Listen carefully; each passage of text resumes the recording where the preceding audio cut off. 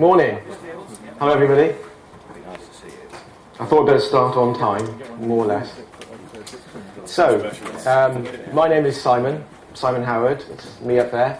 I'm a developer evangelist in Research in Motion, Blackberry. I haven't been there very long. I've only been there since April the 2nd, so this is kind of really new to me, but I'm really enjoying it. You can reach out to me anytime using my Twitter handle down there. Today I'm going to talk about Blackberry 10 from a UI perspective. I know there's not many people here. I'm sure they're off doing other things as well. Hopefully more people will come in, but we'll make the most of the session today. Okay, so what's this session about? Well, I think it's about, this is me, what I want to do is creating cool native apps using a UI framework that we have called Cascades. And I think you can create some really quite funky apps with it. So before we start, because it's first in the morning, I'm not really a morning person, to be quite honest with you. I'm really not. So it's still quite early for me. I thought I'd give you 3 completely unimportant facts about me. This is inspired by some Swedish colleagues that I work with. They really are unimportant, honestly. The first one I know is very relevant to somebody in this room. I make ice cream. I love making ice cream. I'm a bit of a nerd in terms of cooking and stuff like that. I don't do main meals very much, but my wife will ask me because what I like doing is things like chutneys and stuff like that. But one thing I particularly like making right now is ice cream. I bought an ice cream maker. I love making it. And the fact there was ice cream out there yesterday, I was really excited about it. And I can see the gelato thing down there, and I'm really excited about it. I know it's nerdy. I can't help it. I accidentally chopped the top of my finger off when I was age 5. These are unrelated facts, right? But I thought I'd help, liven it up a little bit. Basically, caught it in the door, chopped the top of my finger off, hanging from skin at the end. It was horrible, but it's a fact about me. This is one that people will never believe, but I was in a boy band, of sorts. The truth is, I was in the band at school. They had boys in it. I call that a boy band. Nobody ever believes it. Right, serious stuff. Okay, so I'm going to talk first because some people might have missed the session yesterday that Luca there did about Blackberry 10 architecture. I'll make it very quick and I'm just going to overview it. This is a slide showing the architecture of BB10. So basically the bottom line is if you want to develop an application for Blackberry 10, you've got a few routes you can go. You can develop a native app, a HTML5, what we call WebWorks app, or an Adobe Air app, or you can basically repackage an Android application. I'm just going to talk about native, so I'm literally just going to talk about some bits in the middle of the diagram here and some bits on the right. So before I talk about that, let's just talk about what you have in a Blackberry 10 device. So you have a QNX kernel, which is a true multi-threaded operating system. And we already have a device on the market called the Playbook. Surprisingly, very few people still know about it. It's actually quite a funky tablet. You can do an awful lot with it. You can play, for example, video on it, and you can, whilst the video is playing, you can do other things. It's a multitasking operating system. It's really quite obvious how powerful it is when you actually play with a device. But surprisingly, to be honest, still a lot of people don't know about it. The cool thing to know is that a Blackberry 10 device also uses that QNX kernel. But the difference is, or one of the main differences in the platform, is that we added on top of that a UI framework called Cascades. Cascades came from an organization called Truly Astonishing Tribe, a Swedish company that we bought, 1 to 2 years ago. And they've done some funky things in terms of UI, and we now provide the ability for developers to use that in Blackberry 10. So if you're developing a native app, the recommended path is to use Cascades. You don't have to actually use it if you don't want to, but that's the recommended route. And the app you develop would use a mixture of C++, QML, which is a declarative XML-based language we'll talk about in a minute, and JavaScript. Okay, this diagram sometimes is a little bit confusing, I think, but all it's basically saying is there are a number of components, like in any phone platform, that you have to do with payment, to do with graphics, and so on. And as an application developer, you can use them in the various methods we have to develop an application. And that's all it's really saying. The two things that's added to this diagram from the previous diagram is that we've shown that you can actually develop an Air runtime app if you want to, or indeed use the Android, we call the Android player, which is the way that you can take an Android application and package it for BlackBerry 10. What I really want to focus on is this diagram here. And it shows you simplistically what you can do if you're developing a native app. So at the top, we have the Cascades library, which is the C++ UI framework. And underneath that, you have a whole set of APIs that you can use in an application. You've got Qt, that's the Qt bit there, C++ APIs you can use. You've got Qt Core, Qt Network, and so on. But underneath that, and perhaps more important and exciting for developers, is that you've got a whole range of open source APIs that you can use to develop an application. And that's perhaps one of the differences with the BlackBerry 10 platform over some other platforms, is that you've got exposure to that. And in fact, BlackBerry is a large contributor now to GitHub, the open source portal, if I'm going to call it that, where we contribute our own libraries, such as, for example, for web applications, bbui.js. But there are other partners and people that are in the community that basically also contribute to GitHub. But also, I'm not going to talk about it today, but if you want to develop a game, you can use frameworks like the Unity or Marmalade framework to develop a game. And of course, at the real bottom level, you've got APIs for SQLite, OpenGL, and so on, as you would expect on a platform. Right, let's talk about Cascades, the new bit. The boring bit's over, let's talk about Cascades. Okay. This is not my title, but I actually quite like it. Cascades is not really your dad's framework. What it really means is quite powerful. That's what it's basically saying. It's very rich, it's high performance, everything is hardware accelerated on it, and a very important point is that the UI runs in a separate thread, and that really makes things very fast. Also, if you want to do animation, I'll show you that to you in a minute, you don't have to write an awful lot of code at all. You really don't. A lot of it's actually done for you.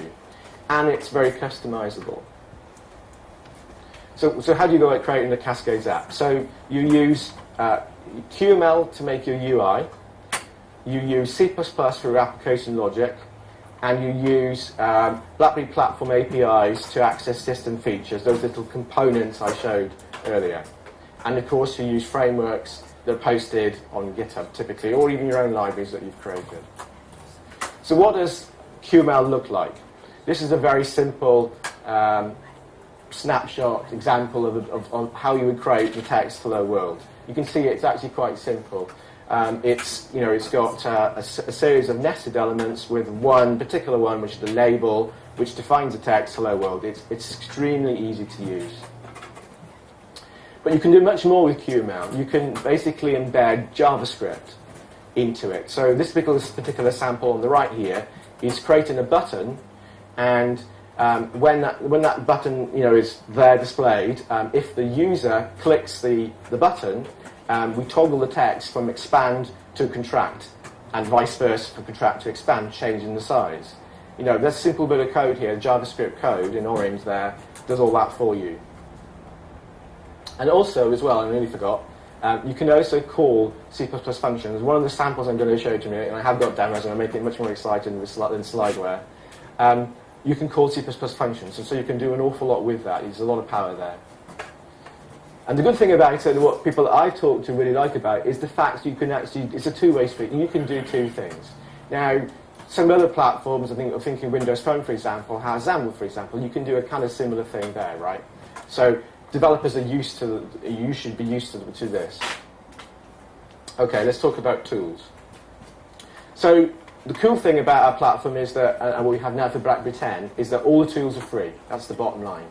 And there's only one exception, which I'll mention in a minute. So we use a Eclipse-based IDE. We call it QNX Momentix IDE. It's a standalone environment. So the downside, I suppose, is that if you use Eclipse for some other platform, let's say, you're going to have to download our version, our standalone IDE, and use it separately. Somebody did ask me the other day, can you basically install the SDK into your existing environment? No, not really, is the answer. And when you download the SDK, you get the ability to basically develop and deploy to a simulator that comes with it, or to a real BlackBerry 10 Dev Alpha device, which I'll talk about in a little bit. You can develop on the platforms you see there, Windows, Mac, and Linux. Best support, to be quite frank with you, is on Windows and Mac, but you can develop on Linux too. They're free. The one gotcha I mentioned in terms of the cost is that basically if you're developing on Mac, you have to, I believe, if I remember right, you have to actually buy the VMware player rather than get it for free. You have to do a little bit more with that. But I've heard it is possible to use other virtual machines with the simulator, but I've not tried that. This is what the IDE looks like. I'm going to walk through this in a little bit. But it's a pretty powerful development environment. It's something you'd be used to if you use Visual Studio or Eclipse and other platforms and so on. Okay, the exciting bit. Right. Okay, so what I'm going to do is I'm going to walk through 3 samples. I'm not going to write any code because that's just basically asking for demo daemon issues. It'll all go wrong for me. Horribly wrong. I know it will. Especially this time in the morning. But I'm going to walk through some samples. I'm just going to show you. It's the best way of doing it. Unfortunately, some of it has got audio, and we won't hear that. It's actually just this first one's got audio, to be honest. But let's try it. So, the first one's called Pull My Beard. There is an interesting story, which I can tell you about it if we have time, but not now. It uses JavaScript and QML. It shows you simple animation, and it calls, as you can read there, it calls a function to play sound. Right, I have an able helper here who's going to help me with this, and we're going to do it. Can I switch to video, please? Right. Let me take the cover off, actually. You can see more of it. Okay, so while we work on focus a little bit, can we do focus slightly better? Squint your eyes. Okay, so what I have here is what you're seeing on the screen here, and it's not focusing very well. Try a bit more. That's better. It's called a Dev Alpha device, and we've been giving developers these devices at various events that we've run. I ought to mention it very quickly. If you're interested in developing BlackBerry 10, we are doing a world tour, including in London on, I think it's about 14th of June. And if you're interested in developing a platform, try and go to those events because you get one of these devices if you're a developer. But going back to what it is, it's called the BlackBerry 10 Dev Alpha. It's a very powerful device with essentially the core part of a playbook on it with the Cascades UI.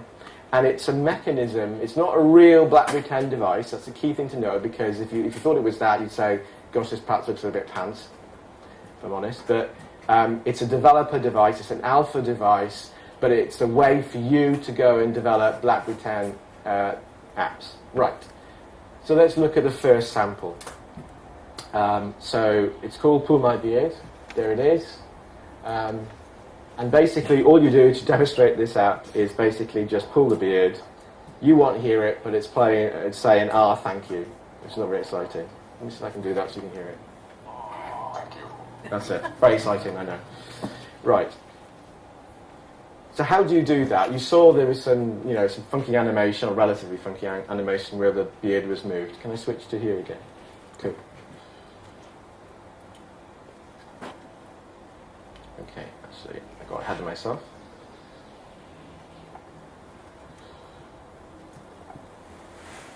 Right, first, let's look at the actual IDE. So basically what you have is, it's obvious, right? I'm sure to a lot of you. You have a Project Explorer on the left-hand side.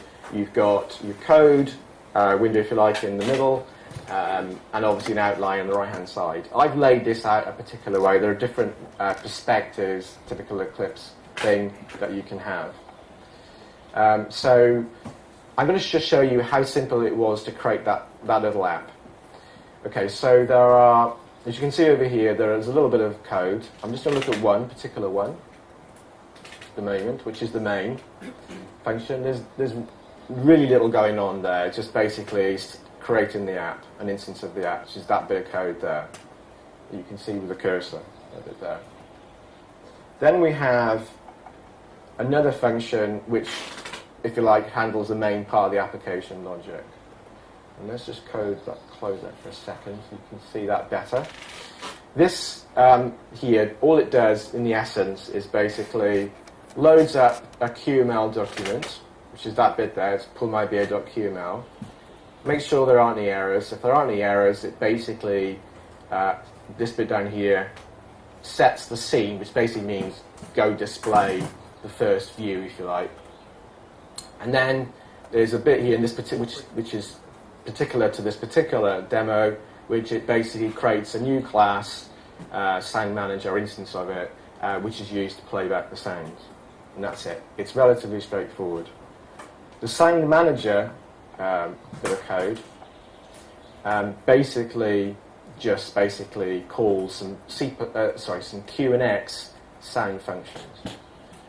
Now, if you saw the demo, somebody said, it kind of made me laugh a little bit, but this demo is essentially your basis of your fart app. Excuse my French, but it's quite, it is. You can use it for anything, right? You could in that sort of simple app that plays back some sound. It's quite there in terms of a sample to do that. But let's look at the actual QML. This is the bit I wanted to show you. So I'm going to bring back the window that shows the outline so you can see it better. So what we have here in this QML document that creates the UI is a set of components. And you can see the structure here. You can see we've got a thing called a container. We've got an image view called image background, another one called beard. You get the feeling, right? And down here, we've got three transitions, three animations that occur one after the other, the sequential. And if I just double-clicked on that, we can actually see that there. So you've got the ability within the IDE to quite quickly navigate through the actual QML document and structure it. Now, let's go back to the top and let's just look at this a little bit. So basically you have several elements, as I said, and the structure is very similar to JSON in some ways, I suppose, in terms of structure. So you saw on the right over here, there's this image view called image background. Well, here's a bit of code that does that. It's very straightforward, very readable. And you can see here a little bit of code here that says on touch. Well, guess what that does? Well, what that code does is when you touch, I didn't show that in the demo, but when you touch outside the beard is released back up. So this is a bit of JavaScript that basically just handles that event of the user touching outside the beard. It's really straightforward, really simple. And then we've got, further down here, apologise for the scrolling, we've got the definition of the actual image, which is the beard. You can see there, we define the ID for it. And we've got some code here, which I kind of showed earlier, which handles the animation. And then the other bit of code related to it is, if I just expand this window so you can see it better. You've got several event handlers associated with what happens if the user touches the beard. So if the user touches the beard, then we basically handle the on-started event and we play the sound, thank you. And then, actually prior to that, we frig it and we actually call the R. So it goes, R, thank you. I'm not going to walk through this code in enormous detail. It's too much for this time in the morning anyway. But you get the feeling for what you can do. It's quite powerful. And the bottom down here, we've got some, it also shows you how easy it is to call some JavaScript functions. So there's one here which is release beard, which is called inline from the JavaScript code up here. So it's very powerful what you can do. Now what else you can do in the IDE, this is not the best app to show that, but you can quite easily preview the actual, bear with me a second, user error, the actual graphics itself. Oh, I went the wrong way. There you go. So you can actually, in the same way you can a lot of development environments, you can construct your user interface. I'll show that in another sample in a second, but it's quite powerful what you can do. Okay, right. Let's leave it at this particular sample for the moment. I'm going to move on to another one. Okay. Can I roll the cameraman again? We switch to video.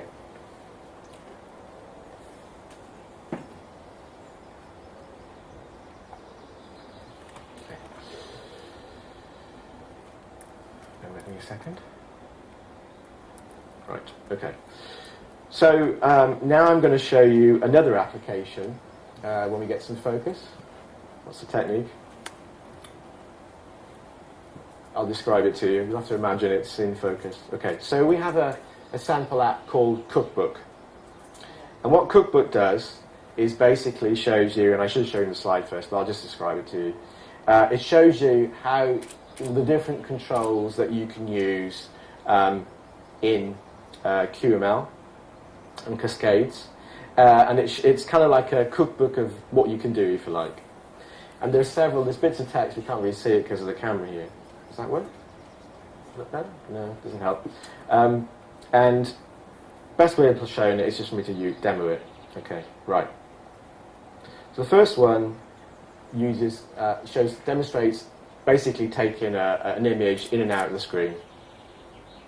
So we have two eggs. We've got a slider control down the bottom down here.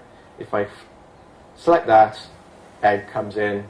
Select it again, egg comes out. Another one is this one up here, which basically is a button demo.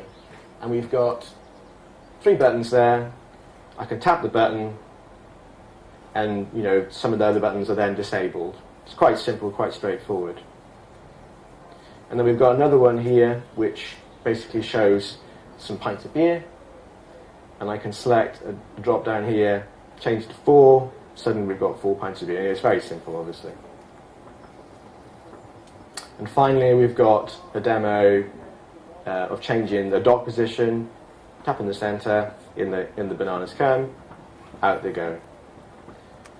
Now, what I want to say is, basically, if you download the SDK I mentioned to you earlier, you can actually download all of these samples from GitHub, and you can play around with the code. Okay, I've finished with them. Okay, can I have the back? Okay. So, right. So that cookbook application you saw there, we actually have 2 versions of that, and I'm going to show you one version versus the other.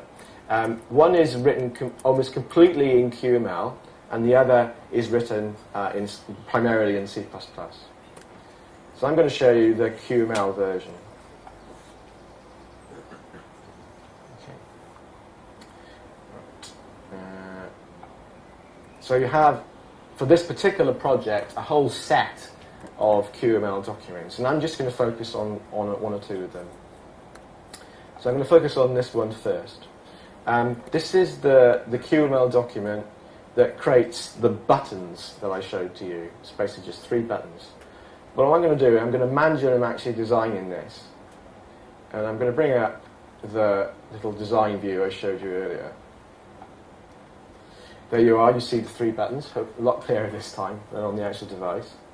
And over here we see the actual QML associated with it.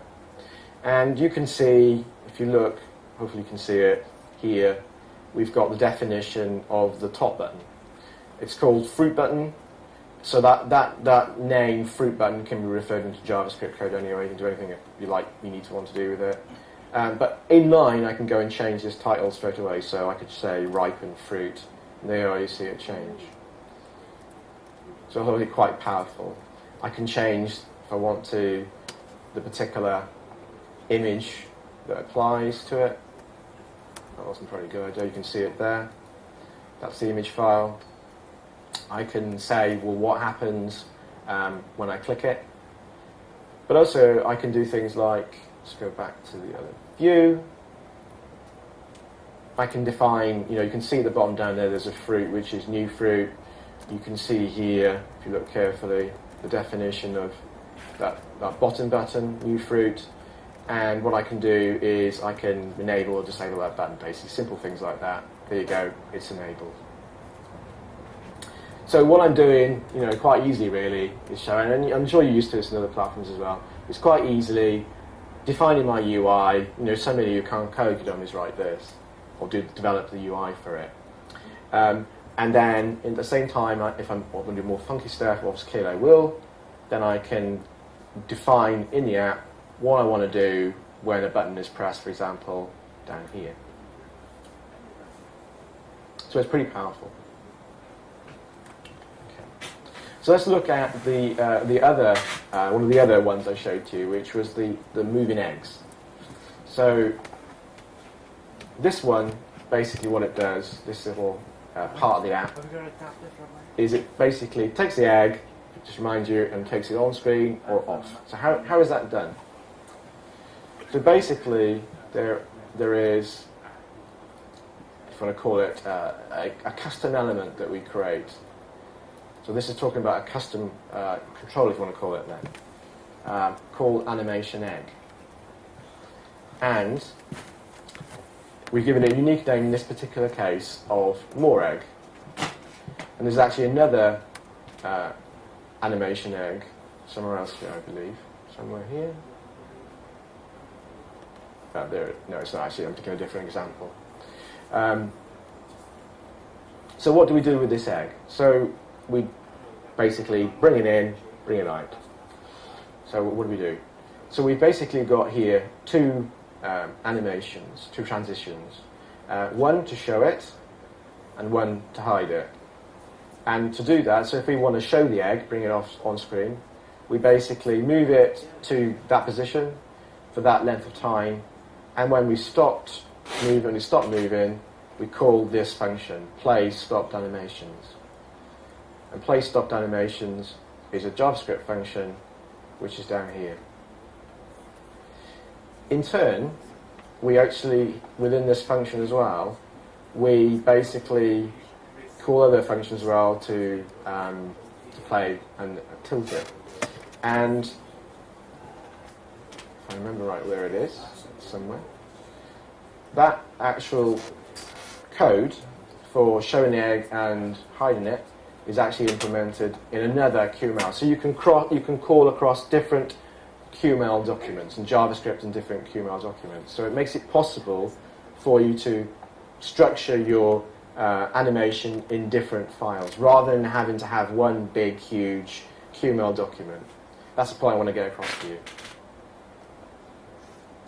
Okay. So for example, down here at the bottom of this other QML document, there is the function tilt.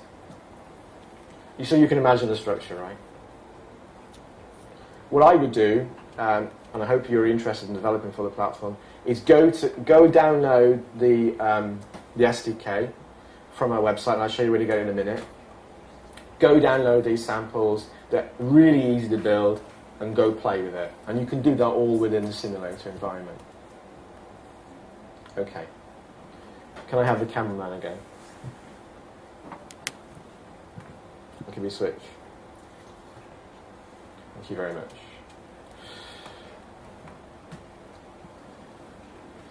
Now finally, I'm going to show you something which is closer to a real application.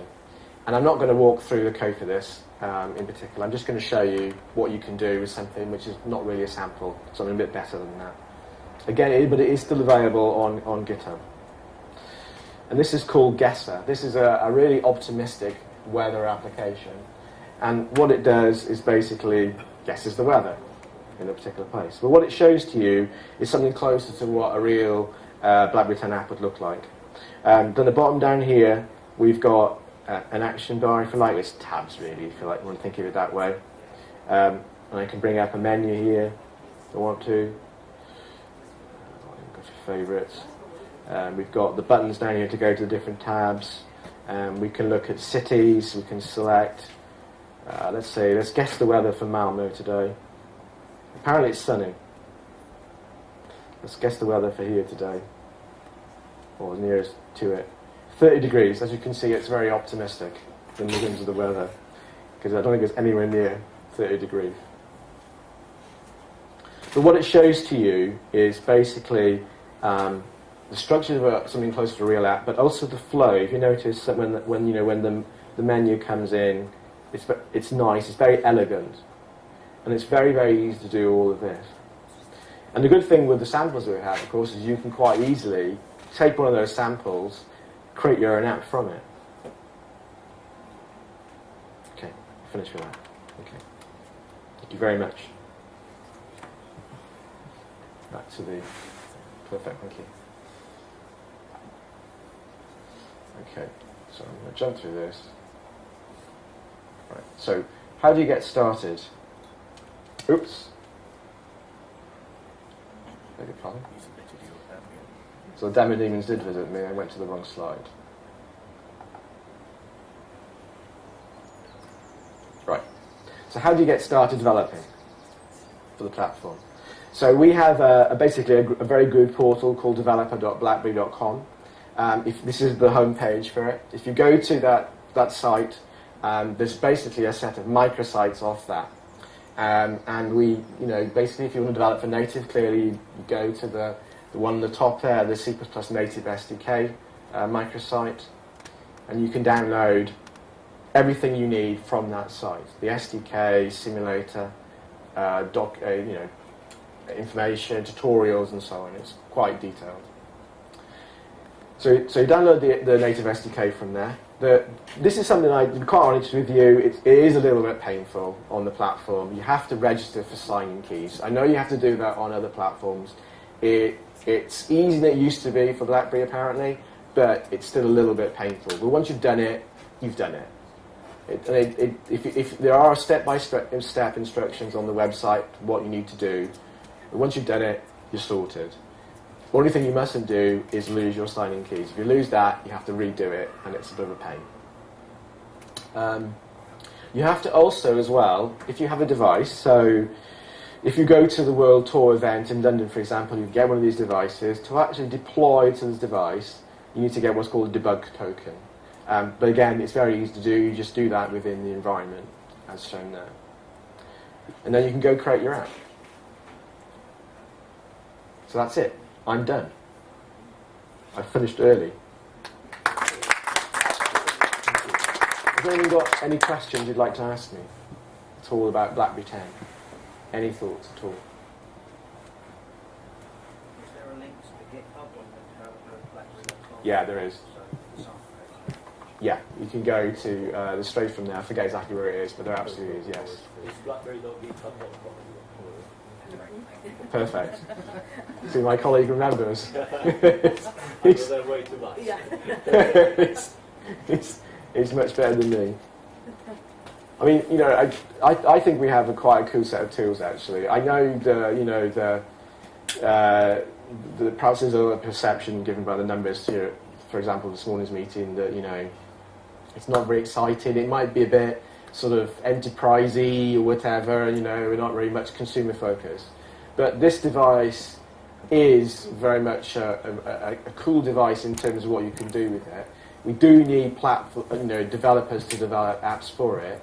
I didn't talk about it today, but the bottom line is that it is entirely possible as a BlackBerry developer to make more money on other platforms. I haven't made today's presentation about bashing the other platforms. That's not the thing to do. But you can actually make quite a bit of money, and there are even incentives on the platform that we have to actually, for example, the 10K. I don't know what the official name is for it, but basically, if you make an app and you certify that app, and you basically in 1 year make more than $1K in sale. So if you make $1,000.01, then basically in that year, if you don't make any more than that, we will give you the difference between $1,000 and $10,000. That's that's a good deal, and more about that will be publicised soon. But we have a very good initiative. Also, we have a very good set of resources out there that are here to help you develop applications. So I'm in the developer relations team. We've got 2 other people, actually 3 other people from that team in this room. So whilst there's not an awful lot of excitement in some ways about the platform at the moment, believe me, there will be more, and it will be quite an interesting platform to develop for. And for you as developers, it will give you a lot of opportunity. But at the moment, the perception is sometimes all, Blackberry's either sort of focused on enterprise, which we're not, or we basically are in the throes of death and so on, which we're not, and so on. But, please stick with us. I know there's only a small number here, but please do try our stuff. Download the SDK, play with it. It's fun, which is one of the reasons why I do what I do, right? I like playing, I like doing stuff like that.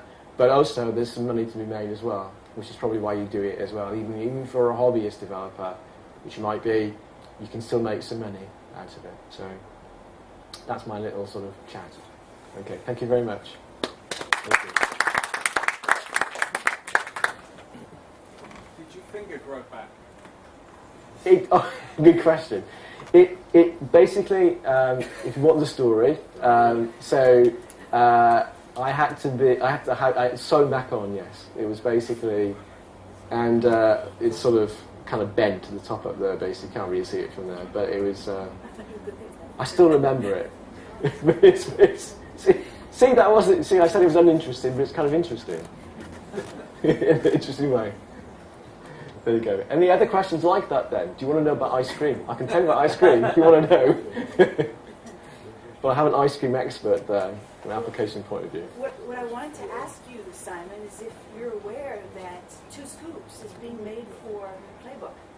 No, I'm not aware of that. And that is the reason that we have Gelato here is because of my app, 2 Scoops, which was really fun. Another aspect, I was lucky to be able to go to the Blackberry conference jam in Orlando, and 2 Scoops was a finalist in App Circus. Right.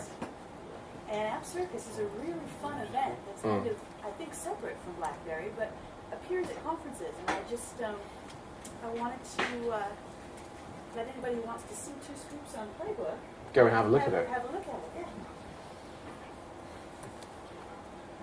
And turn it up.